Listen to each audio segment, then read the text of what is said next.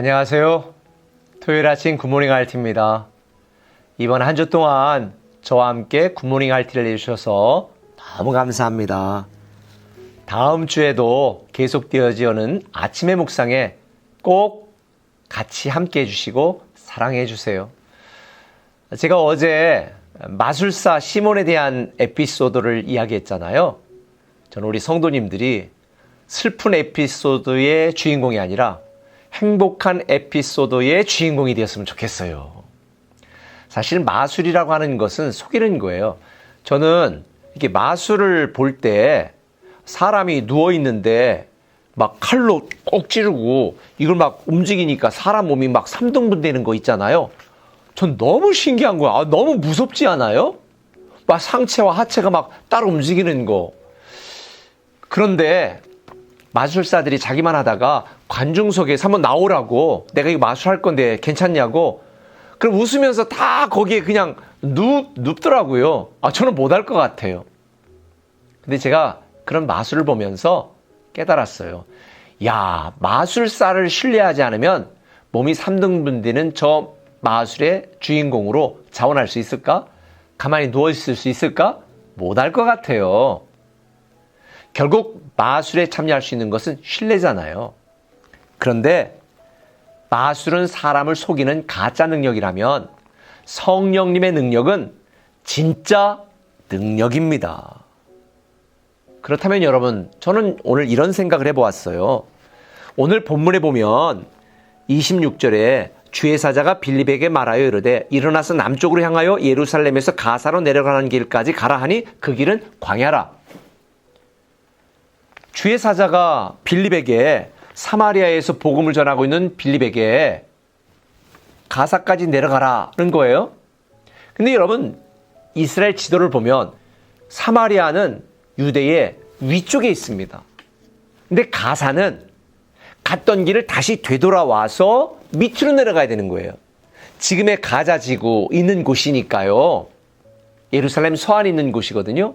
또 그 가는 길에는 작은 또 뭐가 있어요? 광야가 있어요. 여러분 생각해 보세요. 지금 환난과 핍박을 나를 잡아 죽이려는 사람들을 피해서 북쪽으로 도망갔는데 이제 다시 그곳을 통과하고 또 광야를 통과해서 저 남쪽까지 가던 길을 완전히 돌아가서 남쪽까지 가라니 여러분 같으면 순종하겠습니까?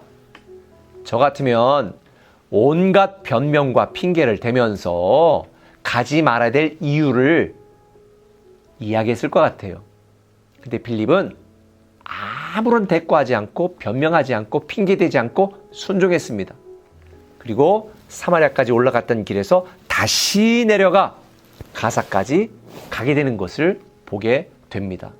특별히 가는 길에 위험도 있고 황량한 광야도 통과해야 되는 그런 고통스러운 여정이었음에도 불구하고 말이지요. 저는 여기서 한 가지 사실을 깨닫습니다. 이 빌립이 그렇게 순종하여 가다가 그 광야에서 누구를 본 거예요? 이디오피아 내시를 만났고 그가 성경이 있는 것을 보고 접근하여 그에게 그 성경을 풀어주고 그가 복음을 받아들이고 예수 믿고 바로 강에 내려가 흐르는 물에서 침례를 받았잖아요. 한 사람의 순종이 한 나라를 복음화하는 일에 쓰임받게 된 것입니다. 실제로 이때 당시에 이디오피아도 기독교 국가가 되었습니다. 한 사람의 순종이 한 국가를 하나님 앞으로 나가게 하는 데에 쓰임받게 된 것입니다. 저는 결국 여기에서 이걸 깨달았어요. 믿음이 뭐냐? 믿음은 순종이다. 뭐라고요? 믿음은 순종입니다. 가짜 마술사에게도 내 몸을 맡기고 신뢰하여 그가 하는 일 보고 놀라는데 진짜 능력인 성령님을 믿는다면, 나를 향한 하나님의 계획을 믿는다면 우리는 순종할 수밖에 없는 거죠. 믿음은 순종입니다. 특별히 저는 이 순종이 무엇인가, 순종에 대한 정의를 여러분과 함께 나누고 싶어요. 믿음이 순종이라면 순종은 신뢰다. 누구를 신뢰하는 거예요? 하나님을 신뢰하는 거예요. 하나님의 계획을 신뢰하는 거예요. 나에 대한 하나님의 사랑을 신뢰하는 거예요. 그리고 나에 대한 하나님의 기대를 신뢰하는 거예요. 나를 인도하시고 돌보시고 지키시는 하나님을 신뢰하는 거예요. 지금 내 상황이 어렵고 힘들다 할지라도, 때로는 이해 못할 상황 가운데로 나를 몰아가신다 할지라도 우리는 토달지 않고 변명하지 않고 핑계대지 않고 순종하는 거예요. 왜요? 나에 대한 하나님의 분명한 계획이 있다는 것을 신뢰하기 때문에. 신뢰하지 않는다면 순종할 수 없습니다. 저는 여러분들이 여러분을 위하시고 여러분을 위해 독생자 예수 그리스도까지 보내주신 그 하나님의 사랑과 계획을 신뢰하시고 어느 상황 가운데서든지 순종하셨으면 좋겠습니다. 그런데 오늘 본문에 보니까 39절에 어떻게 됐어요? 둘이 물에서 올라올세. 세례받은 게 아니라고 그랬죠. 원래 성경은 다 침례예요. 타교단에서 오신 분들이 세례 침례에 대해서 좀 불편하시는 분들이 있는데, 저는 뭐 세례주의자도 아니고 침례주의자도 아니에요. 그냥 성경대로 하자라는 건데요. 여기 뭐라고 그랬어요? 둘이 강에서 물에서 올라올세. 38절은 빌립과 내시가 둘 다 물에 내려갔다. 침례를 베풀었다. 물속으로 들어간 것이고 물에서 다시 올라올 때에 내시에게 뭐가 생겼어요? 기쁨이 생겼고 기쁨이 넘쳤다라는 거예요. 네, 맞아요. 순종은 기쁨입니다. 우리가 내 생각과 내 계획과는 다르더라도 나에 대한 하나님의 말씀에 순종하면 기쁨이 생깁니다. 저는 여러분들이 이 순종의 기쁨을 맛보았으면 좋겠어요.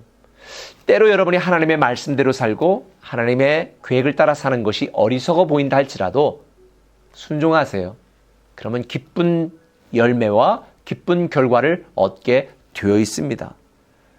특별히 순종은 내 뜻이 아니라 하나님의 뜻대로 따르는 거예요. 저는 여러분들이 말씀을 들을 때에 듣기만 하여 자신을 속이는 자가 되지 마시고, 말씀 목장 교재에 보면 또 나와 있잖아요. 그러면 내가 어떻게 오늘 들은 말씀대로 내 삶에서 순종할 것인가? 어떻게 내 삶에서 실천할 것인가?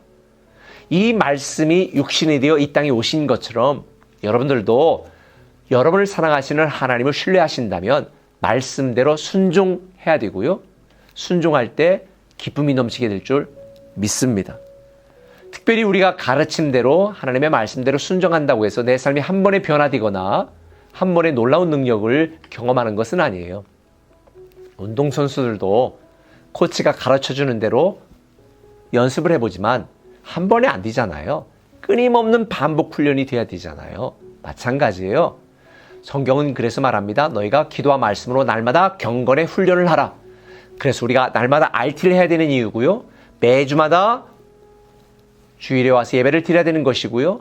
더 성장하고 성숙하기를 원한다면 생수예배에 참여해서 우리가 말씀을 드려야 되는 것이고요. 또 목장에 참여해서 순종함으로 말씀에 훈련하는 삶을 같이 나눌 때에 우리는 더 빨리 성장하고 성숙하게 되는 것입니다. 믿음은 순종입니다. 순종은 신뢰입니다. 순종은 기쁨입니다.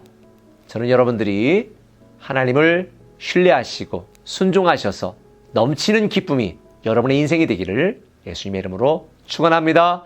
내일 주일에 강멀티교회에서 뵙겠습니다. 기도하겠습니다.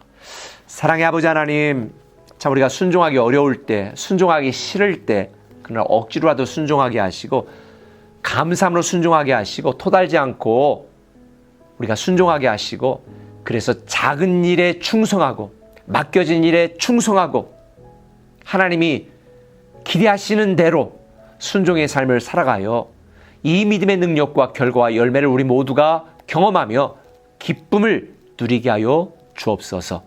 그 어느 순간이라도, 그 어느 상황이라도 우리가 들은 말씀대로 순종할 수 있는 우리 꿈의 성도들 되게 하여 주옵소서. 예수님의 이름으로 기도합니다. 아멘. 내 영혼이 확정되고 확정되었사오니 믿음의 눈으로 주를 바라봅니다. 아멘.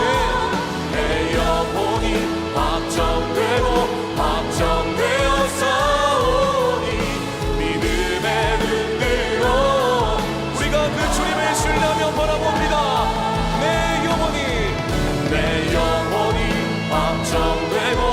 확정